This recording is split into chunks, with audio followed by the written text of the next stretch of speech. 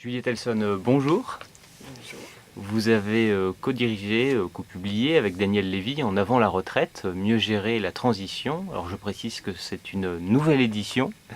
Avant de commencer à parler du livre, qui êtes-vous? Alors, j'ai une double formation qui est à la fois d'enseignement et scientifique. Et j'ai travaillé dans des grands groupes industriels et j'ai eu l'occasion d'accompagner pas mal de personnes en repositionnement professionnel.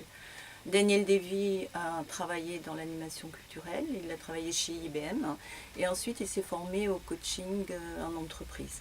Donc nous avons eu un cheminement à la fois complémentaire et similaire qui nous a conduit à animer des groupes de parole de retraités ou non retraités et des séminaires de préparation à la retraite. Donc ce livre est avant tout une manière en fait positive de retranscrire tout ce qu'on a vécu au cours de notre parcours professionnel en se repositionnant bien entendu sur la retraite. Alors il semble qu'il y ait beaucoup de livres justement sur ce sujet, la retraite. Pourquoi avoir choisi la retraite comme sujet, comme choix pour ce livre?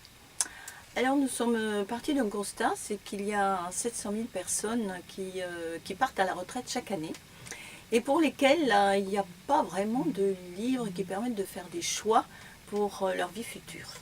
Donc c'est ce qui nous a un peu conduit à s'adresser à tous les futurs retraités à court et moyen terme, et puis ceux qui sont déjà à la retraite pour se conforter dans leurs choix. Alors quels sont les écueils que peuvent éviter justement ces futurs retraités ou les jeunes retraités? Oui, la retraite est effectivement une étape importante, c'est une rupture avec une perte de repères. Et s'y préparer, c'est évite effectivement des écueils tels que par exemple avoir à se précipiter dans ses choix d'un lieu de vie ou des activités. De la même façon, se laisser griser par les mots de liberté, de temps, et puis finalement pas savoir en tirer parti. Et en fait, je citerai un troisième écueil qui est par exemple la procrastination ou bien la suractivité, à l'inverse. Alors quels sont vos messages clés? Alors les messages clés, ils sont à la fois de deux types, collectif et individuel. Alors collectif parce que 20 millions de retraités représentent un poids énorme dans la société et que jusqu'à présent on n'en a peut-être pas assez tenu compte et que je pense qu'il est temps d'unir les forces pour peser sur l'image négative qu'ont les retraités aujourd'hui, qui par définition sont un peu inactifs ou improductifs, alors que c'est peut-être un défi, sont les nouveaux actifs du XXIe siècle. Donc c'est un peu un premier message.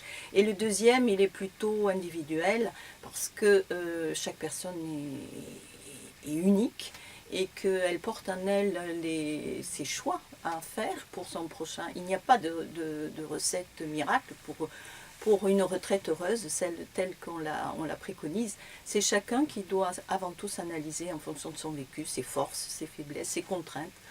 Et en résumé, on aimerait que ce livre, qui est truffé de témoignages, d'exercices, d'informations pratiques, soit approprié par le lecteur et qui se dise, eh ben, il répond aux questions que je me pose.